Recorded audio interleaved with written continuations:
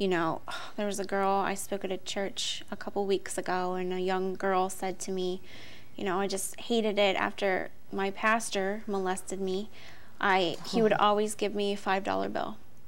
And, you know, she just struggled so much with, I was worth $5, you know. But that was a grooming thing that, like, she needed money. She was a young girl of a single mom and needed money, and he knew that. Wow. You know? Wow. And so it's little things like that. And so the grooming takes place, and it causes the child to almost think that this is what has to happen, or this is what is normal, or whatever it is. But then they carry that shame with them for so long, because it was like, it was easy for the abuser to almost talk the child into something. But then they carry that with them, the shame that I can't believe I gave in for that, you know. Sure. For me, it was, you know, the feeling or the affection, or just so many things. But for her, it was that I was worth $5, you know. I needed the money. Yeah. It's sad. Wow, that's really, that's, just hearing that, it makes me sound like she's a prostitute and he's paying her $5. And that's how she feels about herself. Yeah. What would happen when you would try to pull away? Well, it didn't happen very often because I was scared too, but when I would, either he would make me feel like really stupid, because what he was doing wasn't wrong, he said, you know.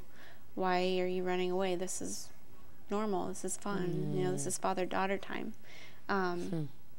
Or he would act very cold towards me and not speak to me and tell my mom that I must hate him, and just make me feel like a horrible person that treated my father wrongly. You know, and it wasn't anything that I was doing. You know, it was him, and it was his choice, and I really needed to work through that. And I'm so glad that my mom was someone that I could talk to about this after it all came out, because I know a lot of times parents, you know, struggle so much with the guilt of not knowing, that they're not even able to believe the child and not able to listen to them. Even if they do believe them, they can't handle it. But I'm so glad that my mom never shut off that conversation, because that was so healing for me. One, to be believed, but two, to be able to go to her with things and be able to talk about that. It's talking about things like this is so healing, so freeing. And it's such a big secret in our society today, and I hope that today's show would really open up some communication within families and bring some awareness as well, especially in the church. Yes, absolutely. How was he able to hide this from your mom? I think abusers are just really good at what they do. You know, I don't understand why they do it. I know that pornography plays a huge role in why, but I don't know really, I can't understand how they're so good at keeping the secret. I just know that, you know, the way that they talk the child into something like this and are able to make it so easy, but they're so good at not only silencing the child, but silencing everyone else, you know, very manipulative and controlling people. You talked about him being controlling in the home when I was reading the book, even with your mom. Right. And how did he do that? What did that look like? Well, he very much controlled her time. I mean, he knew what she was doing every minute of the day. And, you know, she was self-employed, so she worked at home, and just very controlling of her time, what she did, didn't allow her to really be social. If she was to spend time with friends, it was very calculated. You know, he knew where they would be, things like that, little things that I think a lot of times women in abusive relationships don't recognize it as abuse. Sure. But a lot of times it's just a lot of control. Yeah, wow. So you're living in this situation, and it's very uncomfortable, and he is controlling things at home, and he's able to keep all of this hidden from your mom, even though your mom works in the house. So when would he do this, and where would he do this? When she would go to the grocery store, when she would be out raking leaves. Things like that. When I would come home from school and he wasn't supposed to be there, but he would be there, you know, because he was self-employed as well. And she didn't question any of that. She never picked up on any of it. One time I remember I told her that I didn't like the way he kissed me goodnight, and she confronted him about it immediately after I went to bed. And this came out after she told me that she remembered confronting him, and he completely turned the whole thing around on her, made her feel guilty for ever questioning our relationship, said she must be jealous of how close we were, and made her get on her knees and ask for forgiveness for even confronting him about something like that. You're kidding. So, I mean, you can see how they're very manipulative and just totally turn everything around on everyone else. Now that you look back in retrospect, do you know anything about his life, his past life, and how he could have come to this place himself of being an abuser? You know, I cannot fathom what would cause someone to do something like this, like I said, but I do know that pornography plays a huge role in abuse situations. You know, I've been speaking across America for 6 years, and I hear thousands of stories, and probably 95% of them, they say that their abuser was addicted to pornography. And I know that my stepfather was as well. I mean, he used it in my abuse. I know that he was addicted to it.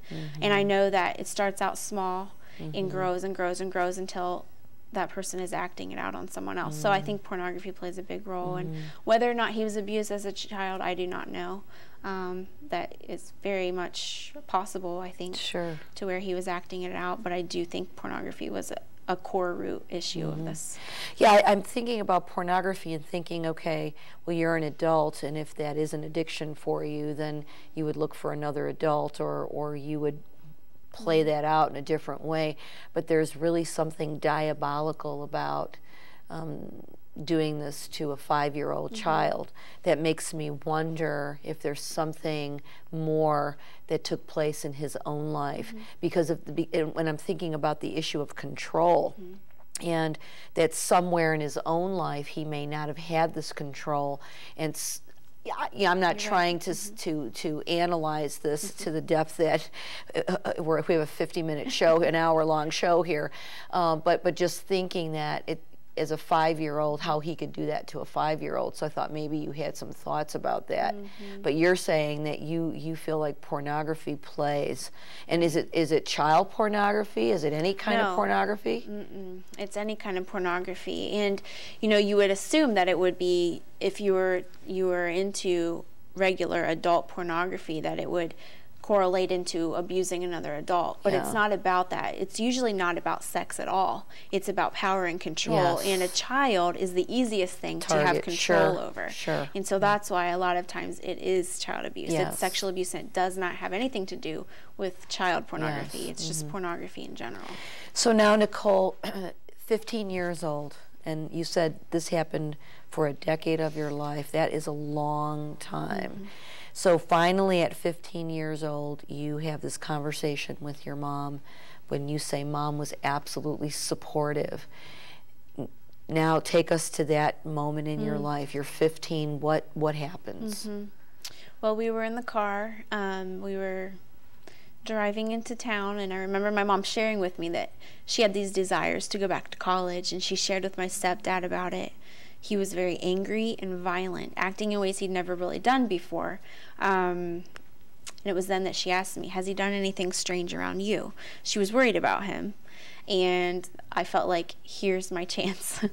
And so I basically hinted at the fact that he had, and I think she could tell by the look in my eye. And she said, did he ever touch you? And so then I let her rip, and I told her what I remembered. And at that time, it was like the floodgates opened. All this stuff came back, stuff I had just pushed out of my mind for so long. And, you know, I could tell by her reaction. She slammed on the brakes and pulled the car over to the side of the road. And I'll tell you, for the first time, really, in my life, I knew it was wrong. Wow. At 15 years old? 14, yeah. 14. Because you had never shared with any of your friends. You kept this hidden. You were an athlete. You were, like you said, homecoming queen. Never. And this was the first time. And so Mom then took the initiative. And what did she do next? She said, I don't know what we're going to do, but don't worry, I'm going to take care of it. So we left the home. We were in hiding. She reported the abuse to Children's Services. They interviewed us. They interviewed him. He denied it. we were to go to court a month later, and I was so scared because I didn't want people to know this about me. I was so ashamed. I thought everyone would look at me differently. I didn't think I'd have any more friends, you know.